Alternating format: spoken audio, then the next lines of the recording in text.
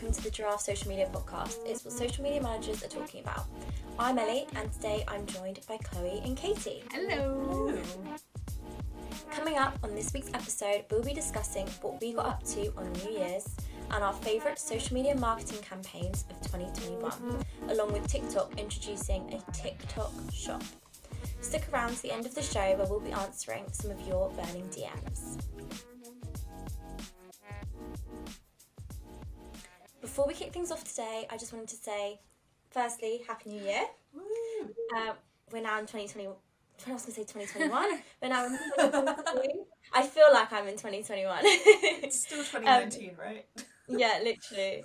No, we're now in 2022, so absolutely crazy. So I was wondering what you both got up to for New Year, whether you went out, stayed in. I mean, in true boring old lady fashion, I stayed in, ate too much, drank a bit too much, and then ate a cheesecake a whole cheesecake with a spoon with my partner. That sounds like my dream. Exactly. We were meant to have gone out, but it was just a bit we've been mixing a bit, so want to be safe. So we went to Sainsbury's and raided a bunch of party food. I made the nicest cheese and onion pinwheels. They were amazing. Might have to make them for the next office day. They were phenomenal. That and a chocolate orange cheesecake. Wow. Hold for applause. That sounds awesome. It was the best, and it was so nice to have a chill New Year. And then because we live on the top floor of this building, we're in the roof almost. We looked across and we could see fireworks going off across all of Southampton. So we had a free fireworks show. It was great. How wholesome. That's so cute. Oh. I know, right? What about you, Chloe? Well, before I talk about my plans, I have to ask, what are pinwheels? This feels like an English thing. Oh, maybe. It's sorry. It's pastry that's rolled up. Oh, yummy. Oh, So okay, like a scroll Yeah. type thing? Yeah, I guess. Yum. Another word for it. Okay. Very good. I'm into it. Lovely. You're in. I also am team stay in on New Year's Eve. It's just a holiday. Is it a holiday that I've never really been interested in? I'm not a massive partier, so I always stay in. But thankfully my boyfriend was on call for work this year, so we had that as an excuse, can't go out and drink, my boyfriend's on call. So a member of my partner's family bought us for Christmas a gift card for one of the restaurants in Brighton, so we went there, spent the gift card, which was really nice, and then we came home and just watched movies until New Year's, and then as soon as the fireworks were over, I just went to bed. So I'm hoping Ellie can carry the team with some exciting New Year's partying, because Not in pajamas by 11:30. yeah, the bed by 12:30 team over here.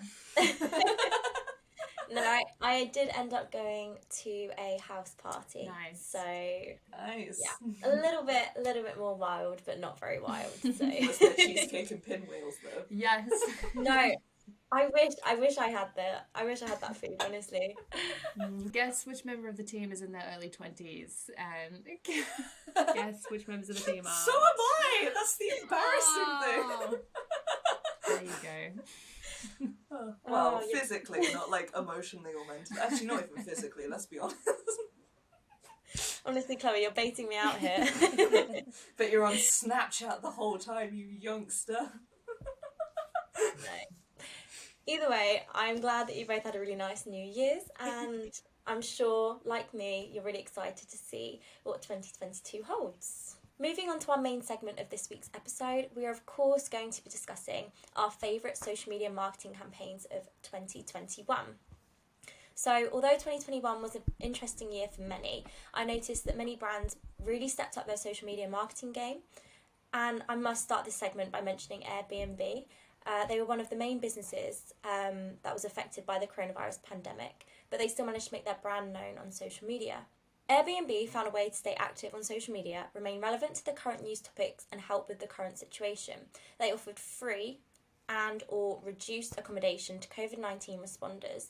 Therefore, they kept their business running whilst improving their brand image and building trust with their consumers. This is something that businesses can also learn from.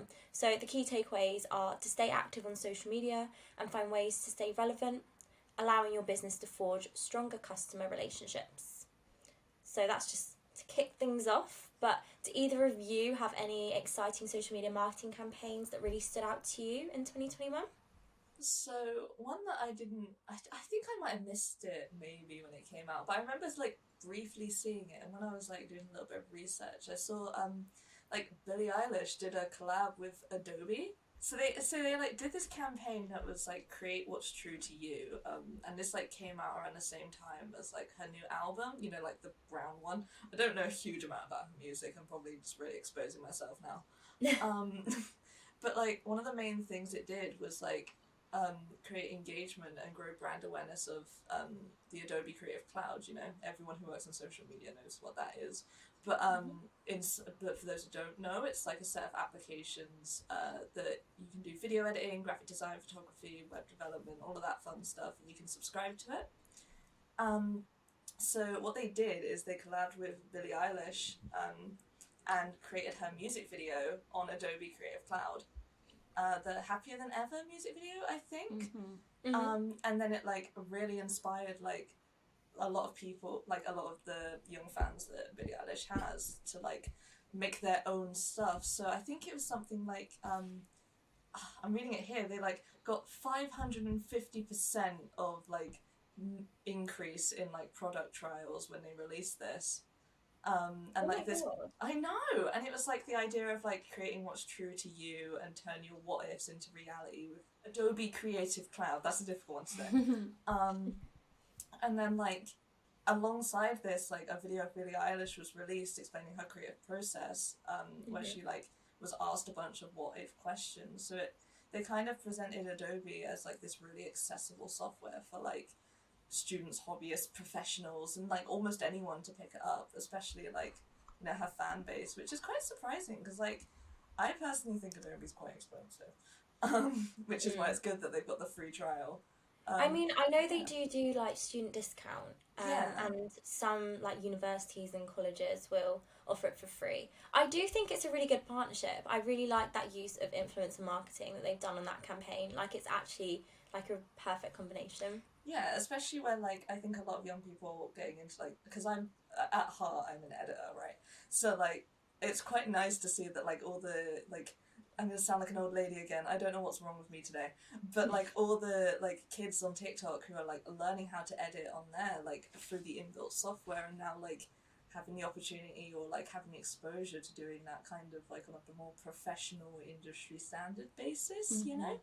Yeah, I think it's super cool. I was gonna say because when you were saying, you know, that Billie partnered with them, I said, oh well, it's not like Billie Eilish, you know, creates her music videos on Adobe, but she did. So that's so cool that it just kind of showed everything that you can do on there, but in a way that was almost like you can do small, you can do big on Adobe. And you know, Billie has such a massive influence, especially over like the Gen Z generation, who probably wouldn't really have too much to do with Adobe unless they were going to uni for like journalism or whatever. But now obviously, you know, have to talk about TikTok, but yeah, with like the rise of TikTok as well, like I think there's definitely a market there, and perhaps even a gap in the market and an opportunity for Adobe to kind of infiltrate. And I think it's like kind of similar to the whole like shot on iPhone thing, that iPhone they've been doing this for years since 2014, and like they've recently, right? Like but they've like relaunched it with like the what are we on, 13 iPhone 13. Yeah. I don't know if you guys have seen them, but like the camera is like 90% of the phone now. Definitely, yeah, and the cinematic mode is crazy. I know. But shot on an iPhone, that campaign, and you know, it's good for us to bring up because they have been doing it for like, God knows, almost 10 years, but they do it every year and they do it really, really well. Because I used to like... If it's not broke, why fix it? Totally. And I used to see them on billboards and be like, there's no way that was shot on an iPhone. Like, there's no way. But, super cool. Yeah, I remember though, like when they did like re-release the whole like shot on iPhone thing. Like I was at uni and like living with film students at the time, and they were all like quite uppity about it. They were just like, "No, it's not shot on iPhone," blah, blah, blah." And I was like, "Okay, that's fine." I'm just gonna sit here quietly.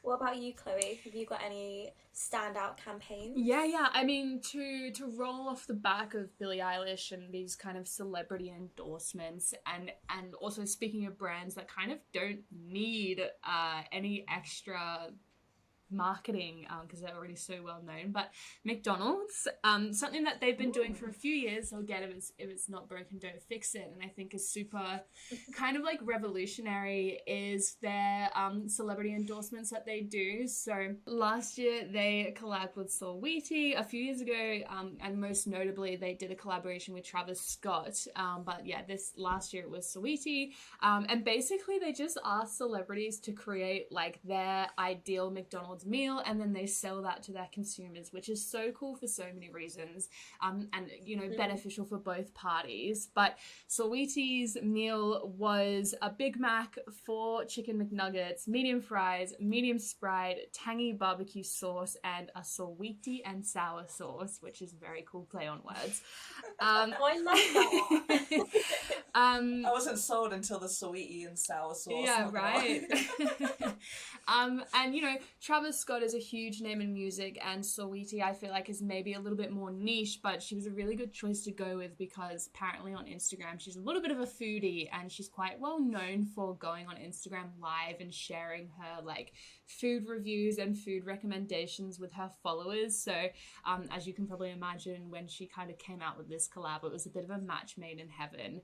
But yeah, I just thought it was cool because first of all, I just like, we were talking about TikTok restaurants a few episodes ago, and I thought I was saying how I love kind of how social media and real life collide, and this kind of feels a little bit similar because it not only helps celebrities kind of put a personal touch and like show I'm a regular person too, like I eat McDonald's. It's something very Jennifer Lawrence about it.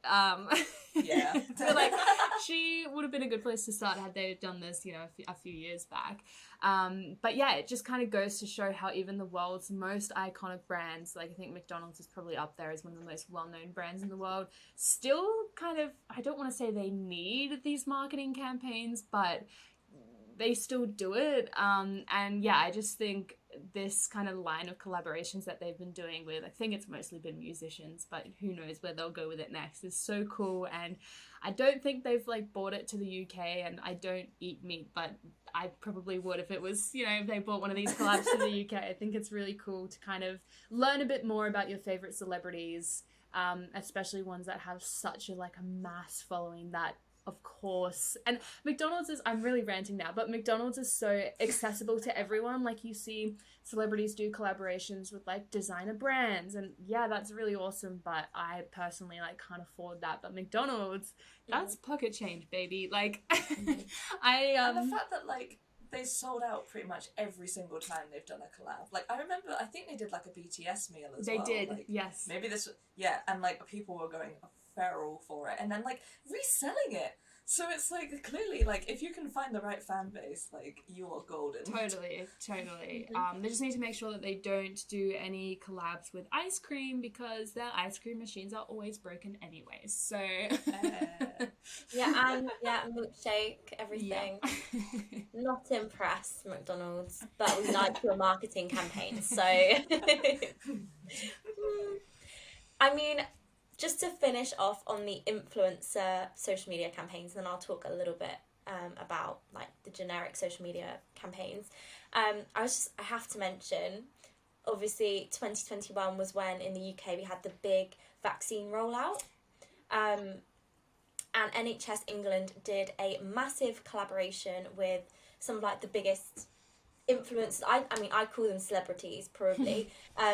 They got the likes of Elton John, who is obviously huge, to get involved, and kind of the aim was to get more people to kind of take up on the vaccine, and it had a really great result. More people were inclined to want to get them, and again it's like going back to NHS probably didn't need that campaign to kind of get people to go do it, but it helped, and it makes it like more relevant in terms of like if the celebrities are doing it, oh, so can I type thing. But yeah, that's enough. I'll stop on the influencer marketing social media campaigns. But I thought I couldn't not include that. No, kind of going off that though, like, I mean, definitely from basically the beginning of like COVID times, which has been like a lifetime at this point.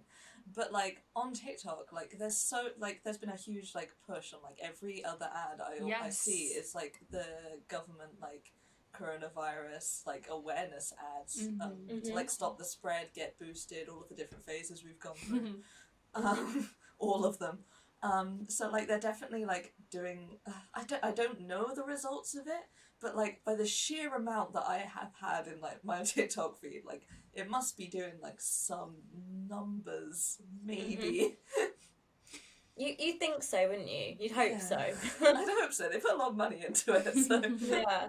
Speaking of TikTok, one campaign that I really loved at the beginning of the year, which feels also like a lifetime ago, I'm not sure if it was at the beginning of the year or mid-year, but was the Olympics. And not only did like the Olympics and all the Olympians have a massive presence on TikTok as it was, but Team GB actually like rolled out a little campaign, I think in conjunction with TikTok, or maybe they just hosted it on TikTok, and they introduced the hashtag #TeamGB, and I think like Tom Daley was probably the face of it. I think he is the face of Team GB at this point. But yeah, it basically like just let regular users like you and I send in questions to these like literal world-class athletes, and then they just kind of reply to them, which I think was super cool. And especially in COVID times, not a lot of people were able to go over to, I don't think anyone was actually able to go over to Japan to kind of spectate, so they brought the Olympics to us in a sense, and it was really cool, you know, this particular campaign aside, seeing all the I guess, would you call it behind the scenes content, like all the athletes sharing that what some of their beds were made of cardboard, or the beds. Yeah, that was a huge moment. But I think they probably didn't have a lot to do either. They were probably having to kind of isolate, stay indoors when they weren't competing. So this was a really smart idea that kind of wouldn't have taken a lot of time or money to kind of roll out, but ended up getting over 60 million views anyway, which is super cool. And again, like it just really like humanizes these, I guess you could call them celebrities, and brings us a little bit closer and lets us get to know them better. And I think I don't know if the Olympics are losing relevancy, but I know they're not as big as maybe they used to be. So having a TikTok campaign, any major brand or event that jumps on TikTok is just like helping themselves out, because that is like the place to be at the moment. So that was my final kind of standout for the year. Yeah, that one's such a great one, and like focusing on like TikTok as well, especially when they're losing relevancy, because I must admit I haven't really been tuning in on the Olympics. However, when you mentioned Tom Daley, whenever he pops up on my social media, I will always like engage in his content. So they definitely like hit the nail on the head with that one in terms of like trying to bring people back in. So it definitely like felt different this year. I don't know if it was just like the marketing, but I think it was the marketing as well as like we've got quite a lot of like younger athletes, and like, you know, they brought in skateboarding, which was amazing, by the way. I think like they're going through like quite a big shake-up through like advertising and also the event itself to like kind of appeal to a younger audience, which I don't think is a bad idea. No. And the Olympics is one of those things where you're kind of like, oh, I don't care, and then you watch one event and you're sucked in, and that's what you're spending the rest of the day watching the Olympics. And I was so stoked when I moved to the UK, because I was like, when you live in Australia and the Olympics are kind of held in, I don't know, the Northern Hemisphere, so usually I'm on the wrong time zone and like have to catch up on like TiVo back in the day. And so when I moved here, I was like, yes, like finally, like it will just be on at like normal times and I can watch it while I'm working. And then it's held in Japan.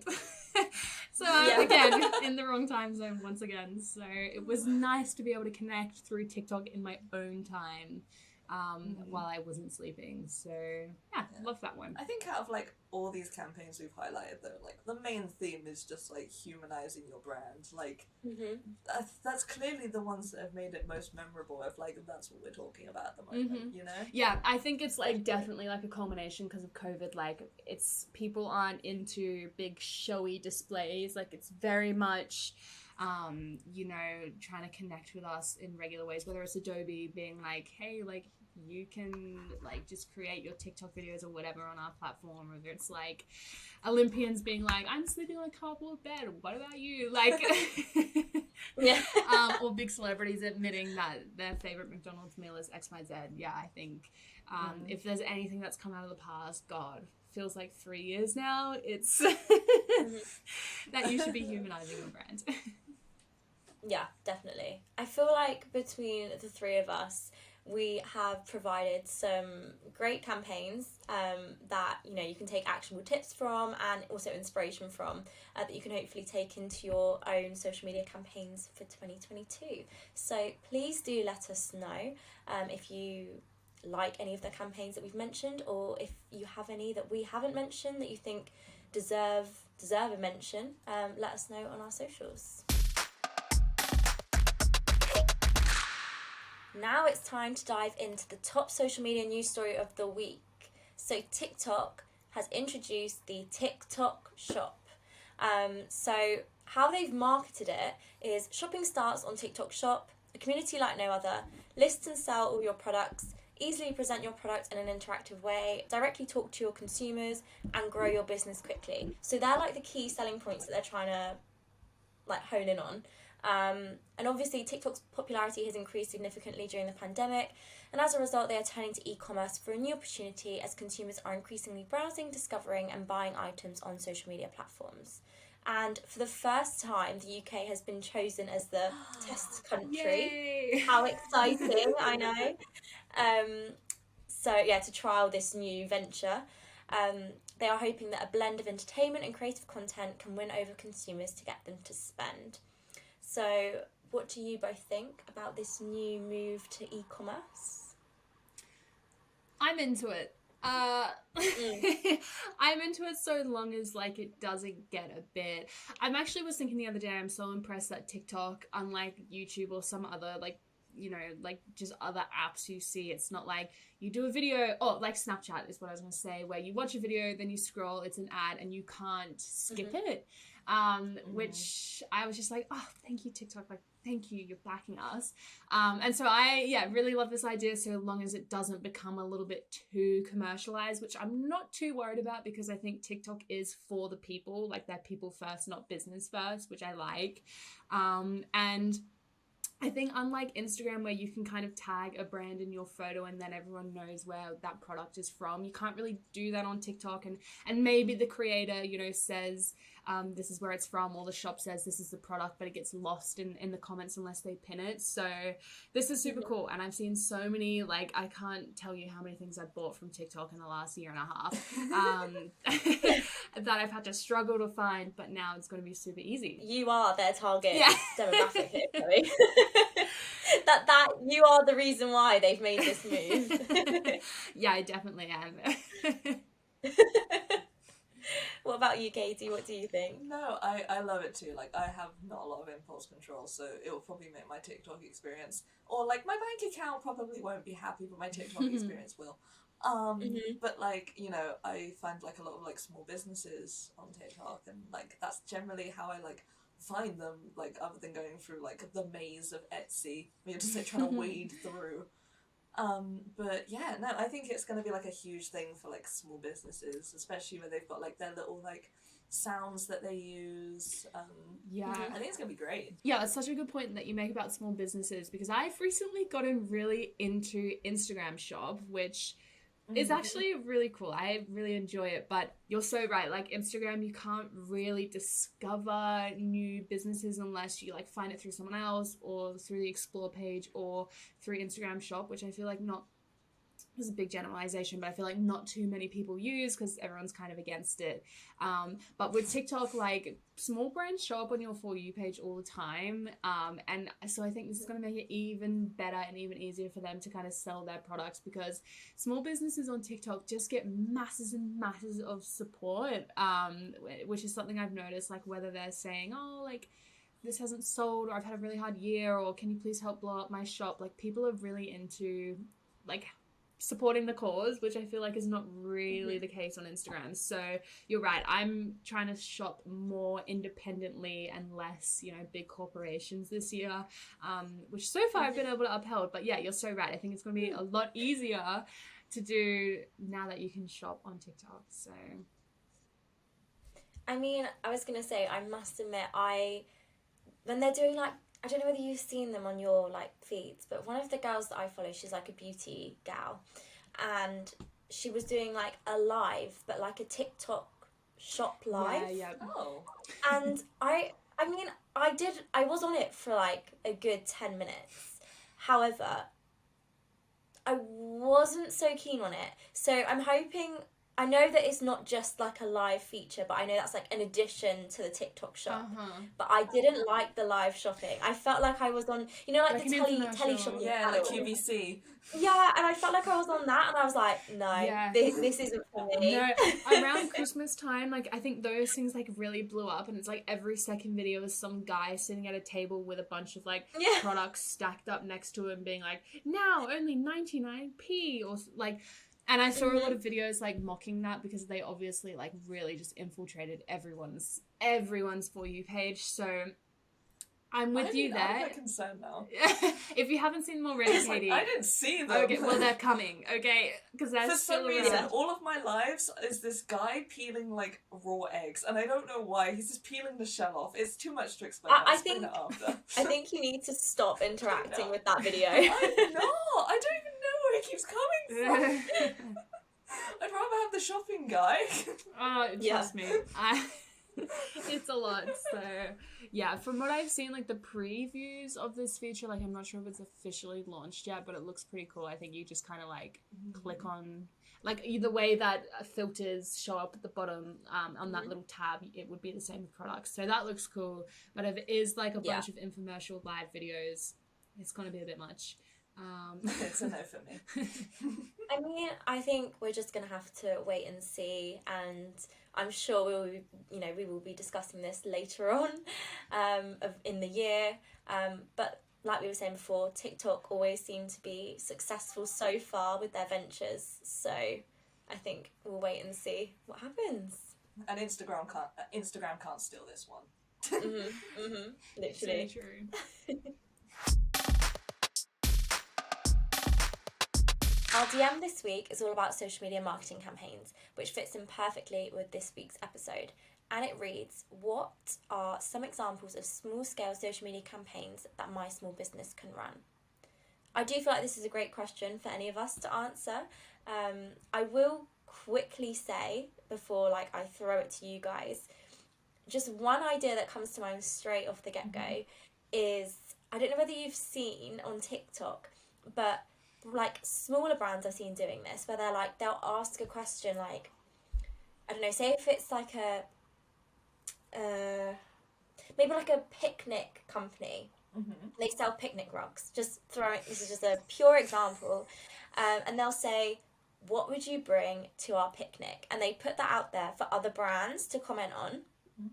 And I'm really going off on a tangent here, but I've seen so many brands on TikTok, massive brands, be commenting on these smaller businesses' content, and it's boosting their engagement, the metrics. So I think that's a really good idea to potentially throw out, and also in the hopes that the TikTok algorithm would get your video shown and get people getting involved. And I've seen it happen. So that is just one small little idea. Sorry, I'll throw it over to you guys now. So one thing you can do, and I know we talk about user-generated content a lot, but I am a firm believer that user-generated content, A, saves you a lot of time when you're doing content creation, B, it creates a lot of authenticity and humanizing your brand. So say you sell jewelry, etc. like something you can do is make sure that like when you send out your products, or like when you're like have it on your website or whatever, just have like a hashtag. Like keep it simple, keep it small. But if you just have like a hashtag that's for your brand and it's like specifically your brand, like it's not going to get lost with other stuff. One, it like keeps like a little catalogue of like all of your user generated content in one place where it might get lost if they're tagging you or whatever, or like atting you in the mentions. But like it's just an easy way for like to kind of get your brand out there whilst utilizing social media. It works especially for like Instagram. I'm sure you've like noticed other people doing it, and like the reason people keep doing it is because it does work. Yeah, I think that's such a great idea. And it also, if you're using other people's content, if they're tagging your products, it's a great way to get like them involved, and get people engaging from all different like areas. I think that's such a great idea. It nurtures your audience like so well, because it's like, oh, I will pay this person for a nice thing. Oh, they also shared my content. Maybe I'll buy another thing from them and keep sharing, or like share every time I like wear this like thing that with like different outfits. Say like you found like, I don't know, some budding fashion influencer who like maybe has like a small following, but like it's a dedicated following, and like they have like one of your necklaces that they wear often and they tag it every time. Like that can generate more business for you. It's kind of like free influencer marketing in a way. Yeah, no, I love that. Yeah, I have to agree with Katie. Like the first thing that always springs to mind when it comes to like scalable social media campaigns is definitely user generated content. But I know, you know, we are speaking on behalf of small businesses. Like some people do find it hard to get that user generated content, at least when they first get started, because, you know, you kind of have to have that customer base already. But yeah, I think the key is to kind of do it in these really kind of guerrilla type ways, like not asking people to take photos, but yeah, finding really kind of fun and entertaining ways to gather that content, whether it's through like a really, really beautiful purchase completion page. If you make that really aesthetic, people always love to, you know, screenshot their order and post it on stories. That's a really awesome one. Or as Katie said, like making a really nice and easy to use hashtag that people are going to share is a really great one. Not to piggyback off Katie's idea, but a really another cool way that you can kind of encourage that user generated content that I've seen some of my favorite podcasts do is at the end of every episode they're kind of like, oh, we want to know where you're listening to us from today, so like take a screenshot and send it to us and let us know, or, you know, take a picture of your phone playing the podcast, whether you're walking your dog, or maybe you're in bed still, or maybe you're in an Uber, and they kind of do that, and it gets their audience like, that's fun, like I would do that, and people are kind of posting it on their stories anyway that they're listening to your podcast. So I think that's a really kind of sneaky way to encourage that user generated content, like what Katie mentioned before. So unfortunately, I didn't have my own unique idea, but so that's user-generated content right there. But no, I think both of yours were really great examples that, yeah, most small businesses can kind of jump on that, you know, a nice, small, scalable campaign that you can run. No, exactly. I mean, hopefully we have answered your question and you've got a few ideas from us. If you'd like to be featured in next week's episode, then make sure you slide into our DMs on Instagram at giraffesm.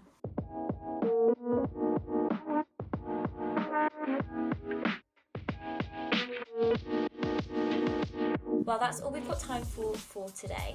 If you enjoyed this episode, don't forget to subscribe if you're listening on Apple Podcasts, or follow us if you're listening on Spotify. We'd love to hear what you thought about today's episode, so make sure you reach out on social media and let us know what you thought. We've been Giraffe Social Media, you've been amazing, and we'll see you next time.